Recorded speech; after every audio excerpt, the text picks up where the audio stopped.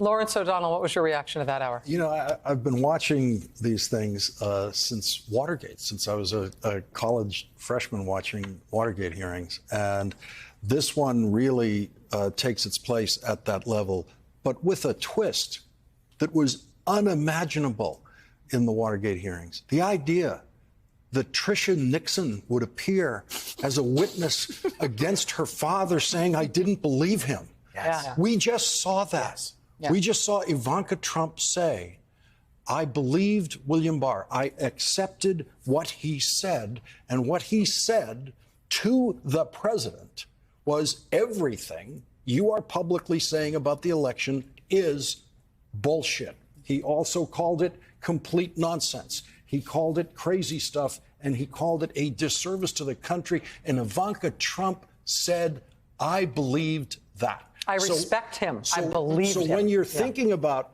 how does this affect the persuadables, which may be a small percentage of people out there, I think the most effective elements that we saw in this first hour for the persuadables were William Barr and Ivanka Trump and that video of what really did happen in that attack on the Capitol, the viciousness of it, the violence of it, the planning of it, the relentlessness of it. And that is what Donald Trump refused to stop. That's what Donald Trump refused every plea, as we heard others say. Liz Cheney say, he didn't make a single phone call. Yeah. He didn't call Mark Milley. He didn't call anyone. He didn't call the Attorney General. He didn't call anyone. Because, as Chris is saying, it's the plan as he understood it. The plan It was the Bannon extension of the plan. Yep. You know, Trump will get you this far. Bannon will rally this thing.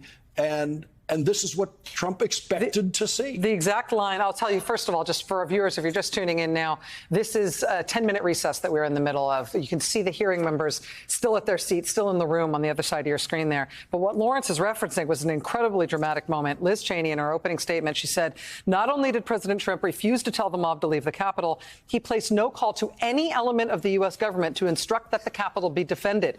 He did not call his defense secretary on January 6th. He did not talk to his attorney general. He did not talk to the Department of Homeland Security. He gave no order to deploy the National Guard that day. He made no effort to work with the Department of Justice to coordinate and deploy law enforcement assets. But Mike Pence did each of those things. And by the way, the night before January 6th, the night before, when there were people walking through and looking at the layout with members of Congress, which is one of the things that's alleged here, on the night before, the Camp of the Saints guy, the person Donald Trump listened to and took advice from, Steve Bannon, literally said, all hell is going to break loose tomorrow.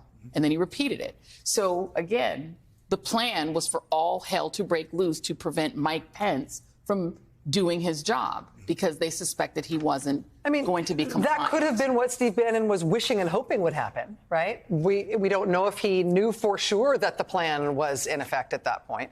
But once the violence is happening, once police officers, as we saw in that video, are unconscious and being dragged down behind lines of other officers who are hoping they're not dead, saying officer down, these unresponsive police officers. Once this is happening for hours, Trump does nothing to defend the Capitol. Yeah. And Mike Pence does. So, you know, those calls could have been made. And just to close a loop on this, one of the other things we learned, which happened just in the first few minutes of Liz Cheney, was there were two details that we didn't know. That the people who were on the Capitol, the president said, Donald Trump said, were doing what they should be doing. And we had seen reporting that he had said to Meadows, that Meadows had relayed something along the lines of, maybe we should hang Mike Pence. Maybe they have the right idea. But Mike, then the sentence, Mike Pence deserves it. And I just want to be clear here. Maybe he says this, maybe the quote is, maybe our supporters have the right idea. Maybe quote, the dots that are laid out and now, like, you know, abutting each other is that the president of the United States knew that when he went up there, knew that Mike Pence wasn't going to do what he was going to do. That's right. And if you could get rid of Mike Pence, you might have a shot at someone else serving as president pro temp doing it. And so the question of, well, how would you get rid of Mike Pence is an open question. But we know that Mark Short had the Secret Service detail into his office the day before to say there's a security situation. Pence's counsel, yeah. And the president doesn't pick up the phone. Like, it looks like the president was facilitating or at least completely neutral towards whether the crowd killed his vice president. She says, although some former Trump officials have argued they did not anticipate violence on the 6th, the evidence suggests otherwise. I mean, I think that there's been a real, I think, caution on all of our part to I mean, we didn't know if Trump was tied to the violence. She just laid out in her opening statement that he was the cause for the violence. right. He was absolutely tied to it.